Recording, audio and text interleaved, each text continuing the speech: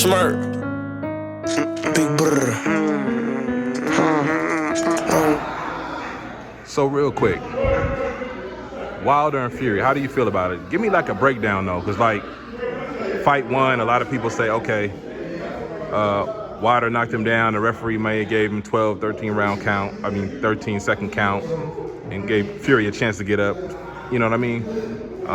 Fight two, a lot of people complain about the gloves, and Wilder's corner shouldn't have threw in the towel. Wilder was still in there.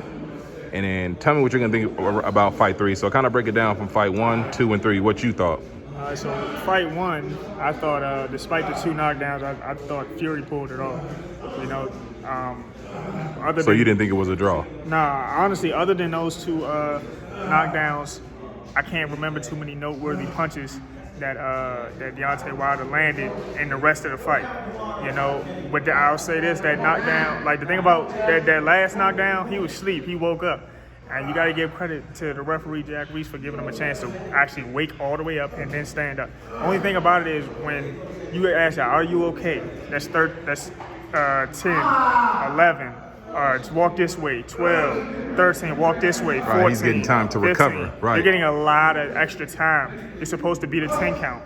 You know what I mean? And Tyson's no dummy either. He asked him if he's okay. You see, he put his hands on his shoulder. He's like, nah, don't touch me. But he's trying to study. He was trying to study himself. Right. You know, that's an old typical approach. Right. I got to give him his props for that. He knew what he was doing. Right, he knew what he Honestly, was doing. I never even thought like you know. But you know what? The ref did say on, I don't know if you heard of Fred on Barbershop Conversation.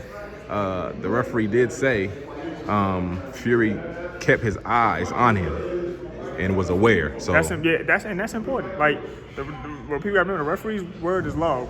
Like you think it was a bogus call or not, the word is law. But looking in the eye contact is what they use to decide if they're gonna let you continue. If your eyes look too gone, if you look like you kind of high, or you not paying attention, they're like, I don't think he's there. Wave it off. But if you look that man directly in the eye, there's not much he can say. But I think the count, he might have got a little extra time with the count, but you know, it's still Deontay Wilder's obligation to finish the fight. It was his obligation to put him down again and then seal the deal. So you got to give Fury his credit for surviving. Right. You go into fight number 2. I mean, it was so much going on with that one, just because. So even from the walkouts, if you look at the walkouts, Tyson Fury sat down the entire time. He had that little thing escorting him and shit. Just sitting down the entire time, conserving his body.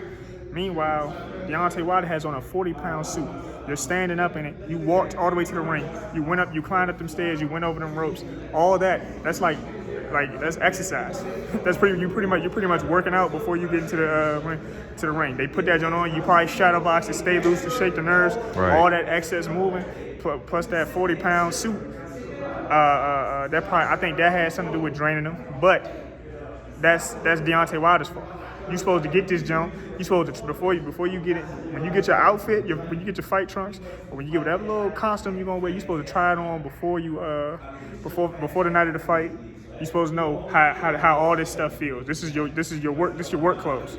All right, and in order to perform properly, your trunks got to fit properly. You can't have a 40-pound suit on. And if you're gonna have that 40-pound suit on, you should have been sitting on a throne or something like what Tyson was, conserving your body. Right. You know what I mean? But and I think when we get into that fight, I don't know. I don't know. I'm on the fence about him having faulty gloves or whatever. The biggest change I saw in Tyson Fury in the second fight is that he went to Sugar Hill Stewart. I went up against Sugar Hill. They teach proper punchers how to turn your shots over. If you're watching most of Tyson Fury's fights, before that fight, he's always flicking his punches and he's slapping with this part of the hand. Right.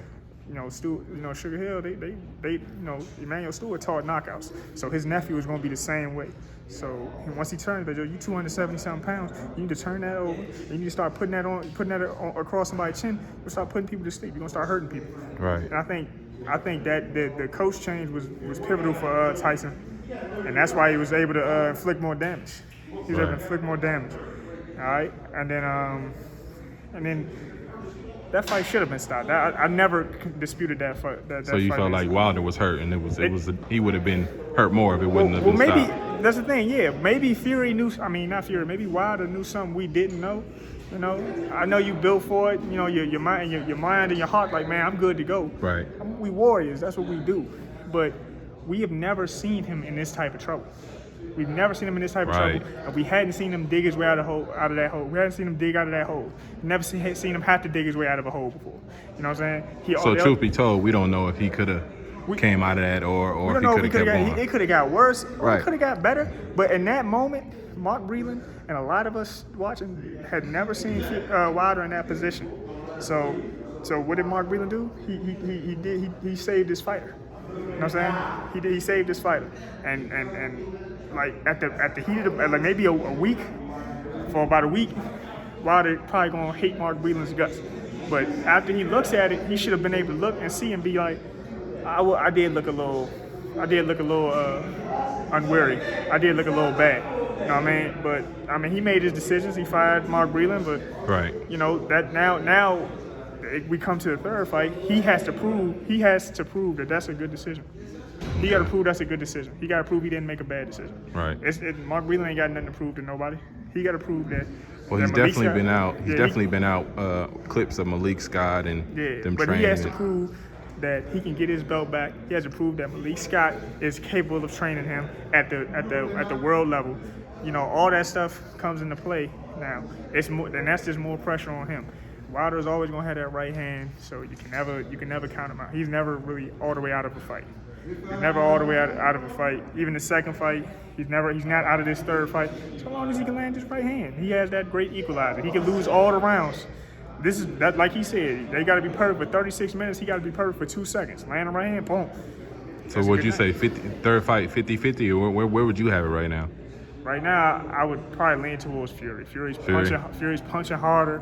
Fury's still the bigger man. By a lot though, or you think I ain't gonna say he's punching by a lot, but 270 pounds, when you turn your body into a punch, you put that into somebody's head. That's gonna hurt. Even if it doesn't knock them all the way out, it's gonna hurt. It's gonna break them down. You know what I mean? Then after, when you've been hit hard like that, it's a matter of will. You know what I'm saying? Are you gonna press through? You gonna press through, or you gonna fold straight like that? Right. Yeah, so what's up? I appreciate it.